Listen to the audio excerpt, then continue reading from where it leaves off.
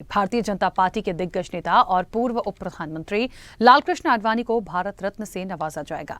प्रधानमंत्री नरेंद्र मोदी ने इसका ऐलान किया। इसकी जानकारी खुद पीएम मोदी ने एक्स पर पोस्ट करते हुए दी। पीएम ने लिखा कि लालकृष्ण आडवाणी का भारत के विकास में अविस्मरणीय योगदान है। प्रधानमंत्री नरेंद्र मोदी ने कहा कि हमारे समय के सबसे सम्मानित राजनेताओं में से लालकृष्ण आडवाणी एक हैं। उनका जीवन जमीनी स्तर पर काम करने से शुरू होकर हमारे उप प्रधानमंत्री के रूप में देश की सेवा करने तक का है। उन्होंने देश के गृह मंत्री और सूचना एवं प्रसारण मंत्री के रूप में भी अपनी पहचान बनाई।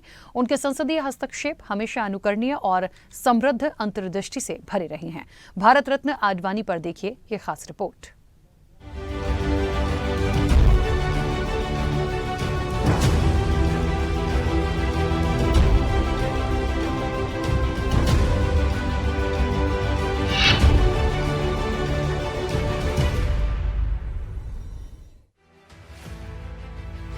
भारतीय जनता पार्टी के वरिष्ठ नेता और पूर्व उप प्रधानमंत्री लालकृष्ण आडवाणी को देश के सर्वोच्च नागरिक सम्मान भारत रत्न से सम्मानित किया जाएगा।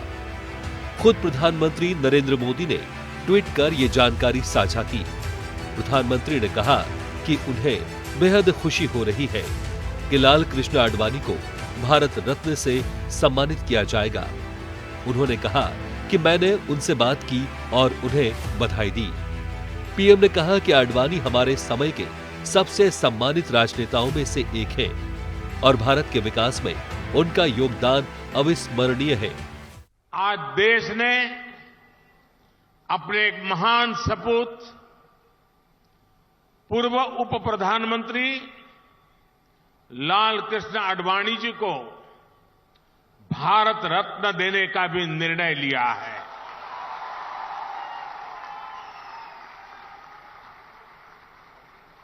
भारत के उप प्रधानमंत्री, गृह मंत्री एवं सूचना प्रसारण मंत्री के रूप में और दशकों तक एक निष्ठावान, जागरूक सांसद के रूप में आदरणीय आडवाणी जी ने देश की जो सेवा की है वो अप्रतिम है। आडवाणी जी का ये सम्मान इस बात का प्रतीक है कि राष्ट्र की सेवा में अपना जीवन खपाने वालों को राष्ट्र कभी भुलाता नहीं है। पीएम मोदी ने कहा कि लालकृष्ण आडवाणी ने जमीनी स्तर पर काम करने से शुरुआत की और देश के उप प्रधानमंत्री के पद तक पहुंचे। मैं लालकृष्ण आडवाणी ईश्वर की शपथ लेता हूं कि मैं विधि द्वारा स्थापित भारत के संविधान के प्रति सच्ची श्रद्धा और निष्ठा रखूंगा। मैं भारत की प्रभुता और अखंडता अक्षुण्ण रखूंगा। लालकृष्ण आडवाणी 3 बार बीजेपी के राष्ट्रीय अध्यक्ष रह चुके हैं। अटल बिहारी वाजपेयी की सरकार में वो देश के उप प्रधानमंत्री रहे। कि लोकतंत्र की सफलता के लिए सबसे बड़ा कोई गुण चाहिए तो वो ये चाहिए कि एक विपरीत विचारधारा के बारे में भी सहिष्णुता का भाव हो। लेकिन मैं इस बात का गर्व करता हूं कि हमारे यहाँ पर विपरीत विचारधारा के लिए या विचार के लिए केवल सहिष्णुता का भाव नहीं होता है, आदर का भाव होता है। आडवाणी को भारत रत्न दिए जाने की जानकारी साझा करते हुए प्रधानमंत्री नरेंद्र मोदी ने कहा कि सार्वजनिक जीवन में आडवाणी ने दशकों सेवा की और वो पूरी तरह से पारदर्शिता और अखंडता के प्रति प्रतिबद्ध रहे। पीएम ने कहा कि आडवाणी ने राजनीतिक नैतिकता में मानक स्थापित किए हैं और दशकों तक एक निष्ठावान, जागरूक सांसद के रूप में आदरणीय आडवाणी जी ने देश की जो सेवा की है वो अप्रतिम है। आडवाणी ने राष्ट्रीय एकता और सांस्कृतिक पुनरुत्थान को आगे बढ़ाने की दिशा में अद्वितीय प्रयास किए हैं। 1947 में विभाजन हुआ, हिंदू और मुसलमानों के बीच में भारी तनाव हुआ, लाखों लोग बेघर हुए, लाखों लोग मारे गए बेगुनाह, और पाकिस्तान ने अपने को इस्लामिक राज्य घोषित किया, मजहबी राज्य घोषित किया। हिंदुस्तान ने मजहबी राज्य की कल्पना को अस्वीकार किया और कहा कि हमारा राज्य ऐसा होगा जिस राज्य में सब नागरिक बराबर होंगे, कोई अव्वल दर्जे का नागरिक नहीं, कोई दूसरे दर्जे का नागरिक नहीं। यह जो घोषणा की उसका कारण है कि हिंदुस्तान में हिंदुओं का बहुमत था। पीएम ने कहा कि मैं इसे हमेशा अपना सौभाग्य मानूंगा कि मुझे उनके साथ बातचीत करने और उनसे सीखने के अनगिनत अवसर मिले। लालकृष्ण आडवाणी का राजनीतिक सफर 1942 में राष्ट्रीय स्वयंसेवक संघ में शामिल हुए। 1957 में अटल बिहारी वाजपेयी की सहायता के लिए दिल्ली शिफ्ट हुए। 1958-63 में उन्होंने दिल्ली प्रदेश जनसंघ में सचिव का पदभार संभाला। अप्रैल 1970 में पहली बार राज्यसभा पहुंचे। दिसंबर 1972 में आडवाणी भारतीय जनसंघ के अध्यक्ष नियुक्त हुए। 26 जून 1975 में आपातकाल के दौरान बेंगलुरु से गिरफ्तार किए गए। आपातकाल हटने के बाद मार्च 1977 से जुलाई 1979 वो सूचना एवं प्रसारण मंत्री रहे। 1980 में बीजेपी की स्थापना के बाद से 1986 तक वो पार्टी के महासचिव रहे। साल 1986 में लालकृष्ण आडवाणी बीजेपी के राष्ट्रीय अध्यक्ष बने। 3 मार्च 1988 को उन्हें दोबारा पार्टी अध्यक्ष की जिम्मेदारी सौंपी गई। 1991 के आम चुनाव में गांधीनगर सीट से लोकसभा चुनाव लड़ा और जीते। 1996 में बनी अटल बिहारी वाजपेयी सरकार में गृह मंत्री रहे। ये सरकार 13 दिन ही चली। अक्टूबर 1999 से मई 2004 तक आडवाणी ने गृह मंत्री की जिम्मेदारी संभाली। जून 2002 से लेकर मई 2004 तक वो देश के उप प्रधानमंत्री रहे। आडवाणी 4 बार राज्यसभा और 6 बार लोकसभा के सदस्य रहे। आडवाणी 2004 से 2009 तक लोकसभा में नेता प्रतिपक्ष बने रहे। 1990 के दशक में राम जन्मभूमि आंदोलन का चेहरा बनकर उभरे। 2015 में दूसरे बड़े नागरिक सम्मान पद्म विभूषण से सम्मानित हुए। लालकृष्ण आडवाणी ही वो नेता है जिन्होंने राजनीति में यात्राओं का कल्चर शुरू किया था। जिस समय अयोध्या में राम मंदिर की मांग अपने पीक पर थी, तब लालकृष्ण आडवाणी ने गुजरात के सोमनाथ से लेकर अयोध्या तक की रथ यात्रा शुरू की थी, जिसकी वजह से देश की राजनीति में हिंदुत्व की राजनीति ने उभरना शुरू किया।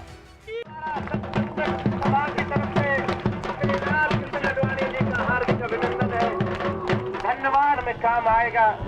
लालकृष्ण जी आडवाणी की तरफ बढ़ रहा है, तालियां बजाकर स्वागत करें।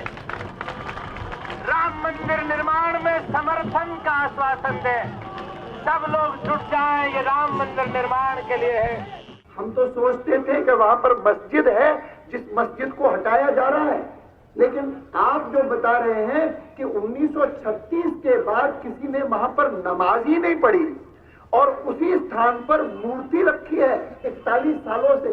तो जहां पर मूर्ति रखी है वहां तो हम नमाज पढ़ भी नहीं सकते। और इसलिए ये जो राजनेताओं ने, मुसलमान संप्रदाय के नेताओं ने या राजनीतिक पार्टियों ने जो विवाद खड़ा किया है वोट की राजनीति के कारण, वो तो हमारे मन में गलतफहमी पैदा करता है। हालांकि बिहार में तत्कालीन मुख्यमंत्री लालू प्रसाद यादव ने उनको समस्तीपुर में गिरफ्तार करा दिया था। इस घटना के बाद लालकृष्ण आडवाणी राजनीति के हीरो बनकर उभरे।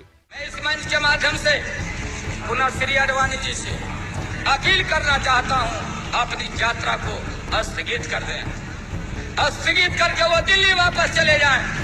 हमने अपने शासन के तरफ से, अपने तरफ से पूरा उनकी सुरक्षा का भी व्यवस्था किया, लेकिन दूसरे तरफ हमारे सामने सवाल है, अगर एक नेता और एक प्रधानमंत्री का जितना जान का कीमत है उतना आम इंसान का जान का भी कीमत है, हम अपने राज्य में मतलब दंगा फसाद को फैलने नहीं देंगे। वही बनाएंगे, उसको कौन रोकेगा।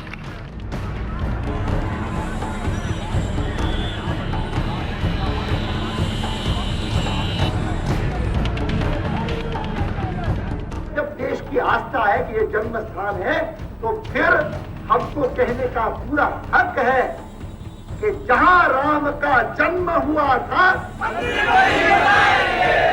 जहां राम का जन्म हुआ था, मंदिर वहीं बनाएंगे। इसके अलावा उन्होंने 1997 में भारत की स्वतंत्रता की स्वर्ण जयंती मनाते हुए स्वर्ण जयंती रथ यात्रा भी निकाली थी। क्रांति मैदान की गरिमा है भारी, यात्रा के शुभारंभ को आए अटल बिहारी, यात्रा के शुभारंभ को आए अटल बिहारी। इस स्वर्ण जयंती वर्ष में मैं संकल्प करता हूं कि जीवन में जो भी निर्णय करूंगा वह राष्ट्रहित को ध्यान में रख करके करूंगा, जाति पाति और मजहब के आधार पर नहीं करूंगा। अटल जी के साथ लाल कृष्ण आडवाणी ने अटल बिहारी वाजपेयी के साथ 1980 में भाजपा की स्थापना में महत्वपूर्ण भूमिका निभाई। वो भाजपा की आक्रामक और जुझार हिंदुत्व विचारधारा के चेहरे के रूप में उभरे। उन्होंने 1990 के दशक में वाजपेयी के साथ पार्टी के उत्थान की योजना बनाई और भाजपा को 1984 में 2 संसदीय सीटों से 1992 में 121 सीटों और 1996 में 161 सीटों तक पहुंचाया। 1996 के चुनाव के दौरान भारतीय लोकतंत्र में ऐतिहासिक मोड़ तब आया जब भाजपा लोकसभा में सबसे बड़ी पार्टी बन गई। लाल कृष्ण आडवाणी द्वारा लिखी गई पुस्तकों की बात करें तो उनमें मेरा देश मेरा जीवन 2008 में, एक कैदी की स्क्रैप बुक 1978 में, नजरबंद लोकतंत्र 2003 में, सुरक्षा और विकास के लिए दृष्टिकोण 2003 में, जैसा कि मैंने इसे देखा 2011 में, माईटेक 2021 में प्रकाशित हुई। लाल कृष्ण आडवाणी बीजेपी के दूसरे बड़े नेता हैं जिन्हें देश के सर्वोच्च नागरिक सम्मान भारत रत्न से नवाजा जाएगा। इससे पहले पूर्व प्रधानमंत्री दिवंगत अटल बिहारी वाजपेयी को भारत रत्न से सम्मानित किया जा चुका है। साल 2015 में आडवाणी को पद्म विभूषण से सम्मानित किया गया था। लाल कृष्ण आडवाणी को साल 1999 में भारतीय संसदीय समूह द्वारा उत्कृष्ट सांसद पुरस्कार से भी सम्मानित किया गया था।